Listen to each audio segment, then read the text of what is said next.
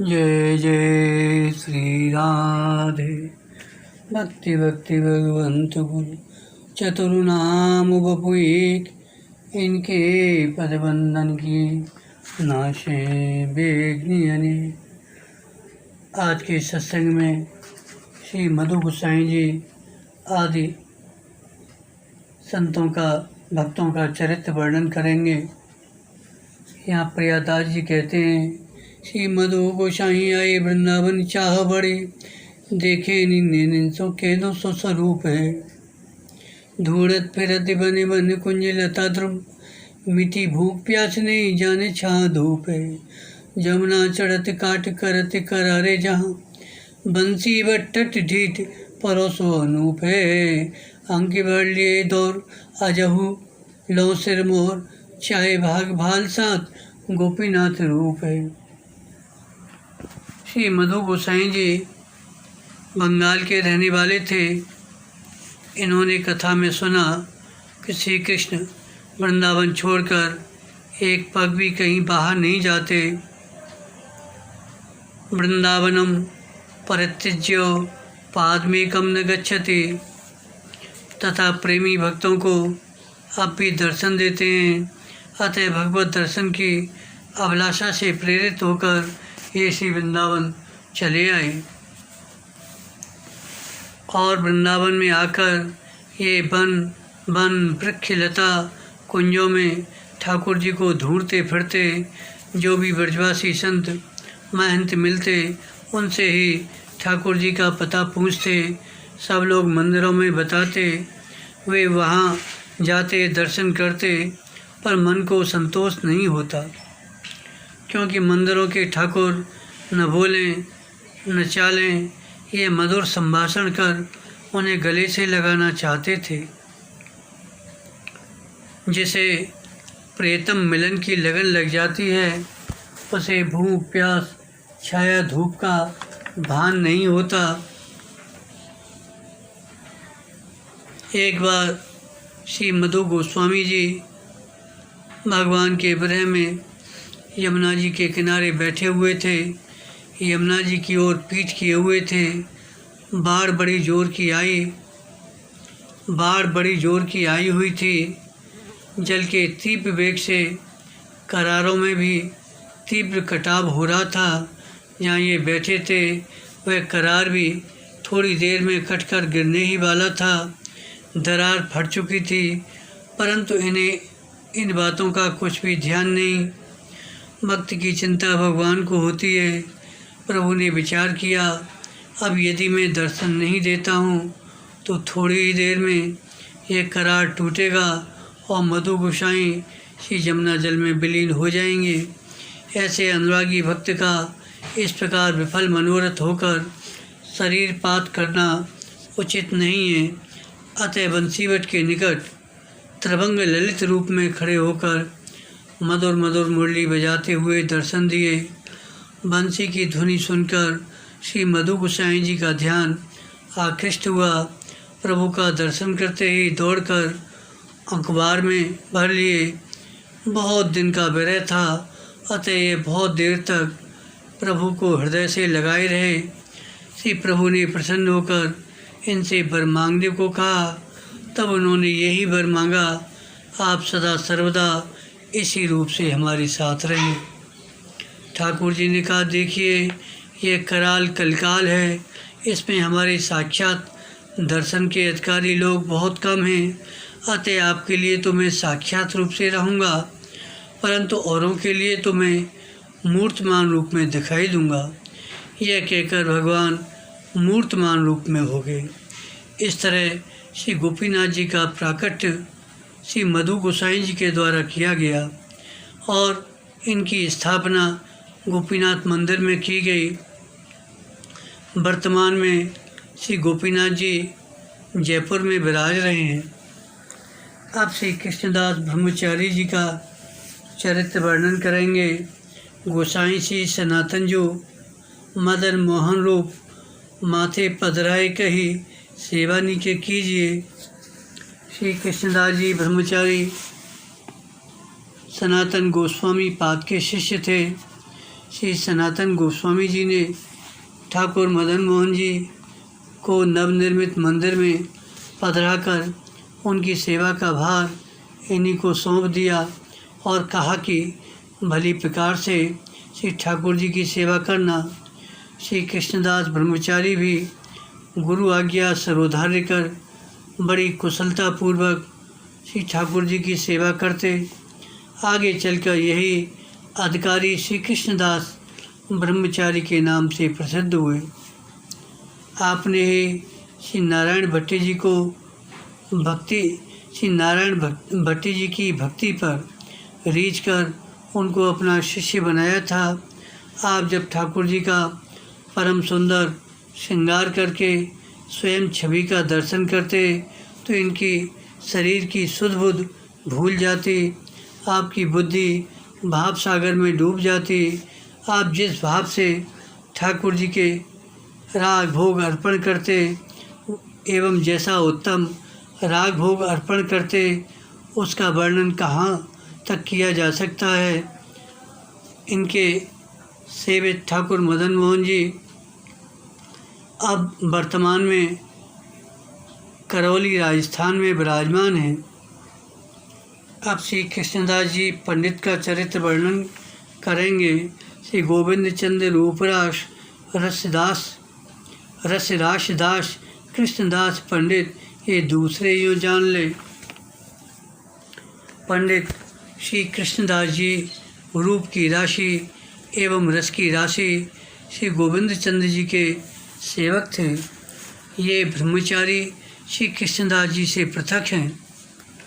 इनके अंग अंग में भगवत सेवा अनुराग समाया हुआ था। इनकी बुद्धि सदैव सेवा में पगी रहती थी। भगवत दासों में इनकी प्रीति थी। ये उन्हें बहुत बहुत भगवत प्रसाद दिया करते थे तथा मिलने पर हृदय से लगाते थे। इनकी इस भागवत सेवा पद्धति को देखकर आदर्श रूप में मानना चाहिए, अर्थात स्वयं भी उसी के अनुकूल आचरण करना चाहिए। पंडित कृष्णदास जी स्वाभाविक प्रेम की रीति में विश्वास करते थे तथा अत्यंत विनम्रता और विश्वासपूर्वक उसी प्रीति का आचरण करते थे। आपकी चित्तवृत्ति का झुकाव उसी ओर था। वर्णन आया है कि ये नित्य प्रति श्री ठाकुर जी को नवीन 100 श्लोक प्रेम पूर्वक गाकर सुनाते थे। ठाकुर गोविंदेव जी भी बड़े प्रेम पूर्वक श्लोक सुनते और सुख मानते। एक दिन ये श्लोक सुना रहे थे, उसी समय एक संत इनसे मिलने के लिए आए। इनका संतों से भी बड़ा प्रेम था, अतः श्लोक गान बंद कर दिया। ये संत से वार्तालाप करने लगे। इधर ठाकुर जी को श्लोक सुनने की चटपटी थी, अतः विलम्ब होते देख इनको सचेत करने के लिए भीतर मंदिर से एक थाल बाहर फेंके। थाल की झंझनाहट सुनकर इनका ध्यान ठाकुर जी की ओर गया। तब श्लोक सुनाने की याद आई। साथ ही प्रभु की श्रवण उत्कंठा विचार करके गदगद हो गए। देखो ठाकुर जी सुनते हैं। ठाकुर जी ने कहा, देखो मेरी उपेक्षा करके दूसरों से मिलने क्यों गए? तब इन्होंने कहा, आपकी उपेक्षा कर सकता हूँ पर संतों की नहीं। इस संत निष्ठा से प्रभु परम प्रसन्न हुए। फिर तो बड़े प्रेम से इन्होंने श्लोक सुनाए। ऐसे ही एक दिन एक विद्यार्थी आ गया तो उसे पढ़ाने में लग गए। श्लोक सुनाना भूल गए। तब रात्रि में ठाकुर जी ने कहा, आज आपने पूरे 100 श्लोक नहीं सुनाए। आप तुरंत उठकर 100 श्लोक पूरे किए और उसी दिन से 100 श्लोक सुनाने का दृढ़ नियम कर लिए। अब भूगर्भ गोसाई जी का चरित्र वर्णन कर रहे हैं। गोसाई भूगर्भ वृंदावन दृढ़ कियो, लियो सुख बैठ कुंज गोविंद अनूप हैं। ये श्री गौरांग महाप्रभु जी के प्रिय पार्षद श्री गदाधर पंडित जी के शिष्य थे। श्री गौरांग महाप्रभु जी के आदेश से जब लोकनाथ गोस्वामी श्री वृंदावन आए तो उनके संग श्री भूगर्भ गोस्वामी जी भी थे। श्री लोकनाथ गोस्वामी ने तो श्री महाप्रभु जी के श्री चरणों का दर्शन करने के लिए एक बार वृंदावन छोड़कर पुरी एवं दक्षिण भारत की यात्रा भी की थी, परंतु श्री भूगर्भ गोस्वामी तो एक बार श्री वृंदावन आने पर फिर छोड़कर एक कदम भी बाहर नहीं गए। अतः कहते हैं वृंदावन दृढ़ वास कियो। श्री भूगर्भ गोस्वामी जी ने अखंड वृंदावन वास किया और अति अनूप श्री गोविंद कुंज श्री गोविंद देव जी का मंदिर, वहाँ की लता कुंजों में बैठकर अपूर्व सुख लिया। ये संसार से परम विरक्त एवं भगवान की रूप माधुरी में अत्यंत अनुरक्त रहते थे। रसिक भक्तजनों के साथ मिलकर आप उसी रूप माधुरी का आस्वादन करते थे। भगवान का मानसी चिंतन, मानसी अर्चन, बंधन ही आपके जीवन का आधार था। भगवान की मानसी मूर्ति को निरंतर निहारा करते थे। आपके मन की वृत्ति सदा उसी स्वरूप के चिंतन में लगी रहती थी। ये अपार प्रेम रस से भरे हुए थे, जिसे परम रसिक जन ही जान सकते हैं। वर्णन आया है श्री भूगर्भ गोस्वामी जी नित्य प्रति श्री गोवर्धन जी की परिक्रमा करते थे। श्री गोवर्धन की परम कमनीय शिलाओं को देखकर इनकी आँखों से झरझर अश्रुपात होने लगता था। एक दिन ये प्रेम में बेसुध हुए परिक्रमा कर रहे थे। तन की संभाल न होने से एक शिलाखंड से इनके पाँव में बड़े जोर की ठोकर लगी। पाँव से रक्त की धार बह चली। असह्य वेदना होने लगी। चलना दूभर हो गया। हा कृष्ण कहकर बैठ गए। जब थोड़ा थोड़ा अंधेरा होने लगा तो स्वयं श्री कृष्ण एक हट्टे कट्टे साधु का भेष बनाकर आए और इनके मना करने पर भी इन्हें कंधे पर बैठाकर कुटिया तक पहुँचाए। ये लाने वाले के प्रति कुछ दो शब्द कहना चाहते थे कि इन्हें लाने वाला वह साधु इनके देखते देखते अंतर्ध्यान हो गया। तब तो इन्हें समझते देर नहीं लगी। वह साधु कोई और नहीं, स्वयं भगवान ही थे। पर तो बड़े ज़ोर ज़ोर से विलाप करने लगे। हाय हाय, मुझसे ऐसी प्रभु की सेवा तो कुछ बनी नहीं। उल्टे प्रभु से सेवा लिए।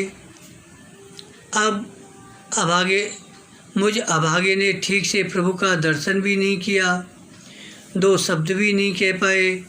इस प्रकार रोते रोते इन्हें तनिक सी तंद्रासी आई तो क्या देखते हैं, श्री प्रभु साक्षात प्रकट होकर कह रहे हैं, तुम अपने मन में इतना दुख क्यों कर रहे हो? तुम तो नित्य प्रति मेरी सेवा पूजा भजन साधन करते हो। सर्वस्व परित्याग पूर्वक प्रेम में बेसुध होकर सतत मेरा ही स्मरण चिंतन करते हो। फिर एक दिन संकट पड़ने पर यदि मैंने कुछ सहयोग कर दिया तो इसमें तुम्हारी क्या हानि? तुम व्यर्थ ही संकुचित हो रहे हो।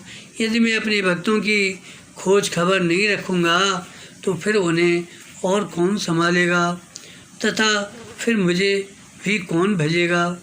उन्हें भक्तों का दुख मुझसे देखा नहीं जाता। जब तक मैं उनका दुख दूर कर सुखी नहीं कर देता तब तक मेरे मन को विश्वास नहीं मिलता। भक्त वत्सल भगवान की ये अमृतमयी वाणी सुनकर श्री भूगर्भ गोस्वामी जी गदगद हो गए। पल मात्र में उनकी पीड़ा न जाने कहाँ चली गई। वे बार बार श्री प्रभु की कृपा पर बलिहारी गए।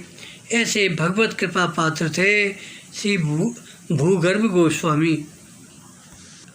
इसी क्रम में श्री ऋषिकेश देवाचार्य जी का चरित्र वर्णन कर रहे हैं। श्री निम्बार्क संप्रदाय के आचार्य हर व्यास देवाचार्य जी के असंख्य शिष्यों में 12 शिष्य प्रधान थे। उन्हीं प्रधान 12 शिष्यों में एक श्री ऋषिकेश देवाचार्य थे। श्री वृंदावन धाम ही आपकी साधना स्थली थी और मानसी सेवा से श्री श्यामा श्याम को संतुष्ट करना ही आपकी साधना थी। मानसी सेवा में प्रवीण होने से आप प्राय ध्यानमग्न रहा करते थे।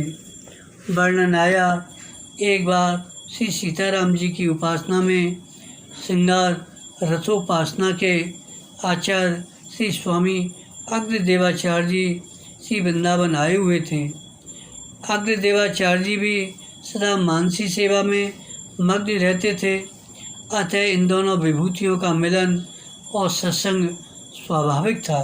श्री स्वामी अग्रदेवाचार्य जी के कुशल क्षेम पूछने पर श्री ऋषिकेश देवाचार्य जी ने से सत्संग हुआ। इस तरह उन्होंने पद गाया, मन मंदिर में राधा मोहन नित्य किशोर किशोरी दो, करत बिहार निरंतर निर्दिन। इस तरह ऋषिकेश निरखत अति हर्षत निबछावर बल जाऊँ छिन छिन। इस तरह से इन दोनों रसिक संतों में सत्संग वार्ता हुई। अब आगे श्री रंग जी का चरित्र वर्णन कर रहे हैं। रंग जी बड़े संत सेवी थे। आपके यहाँ संतों का जमघट बना रहता। एक बार आपने संतों का एक बड़ा विशाल भंडारा कराया। संतों की पंक्ति प्रसाद पानी बैठ गई। प्रसाद परोसा जा रहा था। इतने में जितने संत प्रसाद पानी बैठे उससे दूने और आ गए। परसने वाले रसोइया हाथ घबराए कि इन सबको खिलाने भर सामान तो है नहीं, कैसे पूरा पड़ेगा। एक संत ने श्री रंग जी को सलाह दी, जितने संत निमंत्रित हैं उनको पूरा पवाया जाए और जो बाद में आए हैं, अभी आए हैं, उनको थोड़ा थोड़ा प्रसाद वितरण कर दिया जाए। यह सुनकर श्री रंग जी ने कहा, आप लोग धैर्य धरिए, भगवान की कृपा से किंचित मात्र भी कमी नहीं होगी। इतने सामान में ही सब लोग पाकर महापूर्ण हो जाएंगे। सबको बैठकर पवाओ। आपके वचनों से आश्वस्त होकर रसोइयों ने सबको बैठा दिया और सब सामान सबको अब तो आड़े हाथ परसा गया, ज़्यादा से ज़्यादा दिया गया। सब ने महापूर्ण होकर पाया, फिर भी सामान बचा रहा। आपका ये अद्भुत चमत्कार देखकर सभी लोग आपकी जय जयकार करने लगे। अब श्री उद्धव घमंड देवाचार्य जी का चरित्र वर्णन कर रहे हैं। आप श्री निम्बार्क संप्रदाय में श्री हर व्यास देवाचार्य जी के शिष्य थे।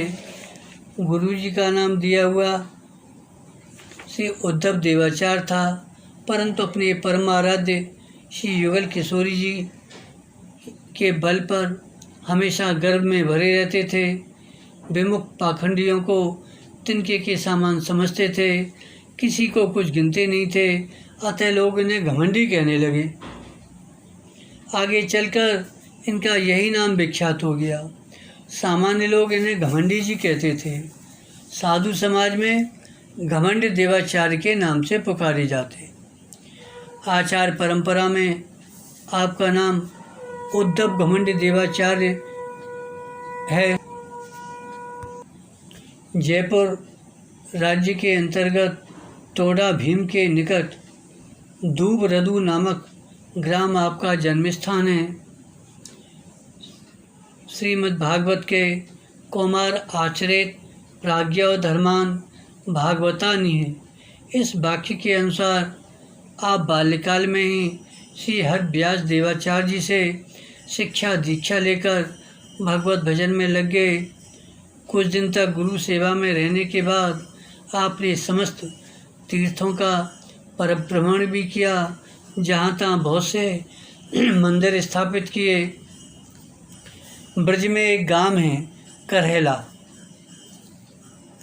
श्री घमंड देव जी ने वहाँ रहकर बहुत काल तक भजन किया। आपके भक्ति भाव पर रीझ कर श्री श्यामा श्याम ने दर्शन दिया। साथ ही परम अनुग्रह करके श्री ठाकुर जी ने इन्हें अपना मुकुट और राधिका जी ने अपनी चंद्रिका प्रदान करके आदेश दिया कि ब्रजवासी ब्राह्मण बालकों को हमारा तथा हमारी सखियों का स्वरूप बनाकर उनके द्वारा रासलीला अनुकरण करवाओ, उनमें ही हमारा प्रत्यक्ष दर्शन होगा। इस प्रकार स्वयं रस रंग में मग्न रहते हुए अन्य रसिक जनों को भी परमानंद प्रदान करो। इस तरह से भगवान ने आदेश दिया। श्री प्रियाप्रीतम युगल का आदेश पाकर आदेश सरोधार्य कर श्री घमंड देव जी ने रासलीला अनुकरण प्रारंभ कराया, जिसमें रसिक जनों को परम सुख मिला। करेला में आज भी उस मुकुट और चंद्रिका का दर्शन होता है। जय जय भक्ति भगवान की जय, जय जय रसिक संतों की जय, जय जय श्री राधे, जय जय श्री राधे।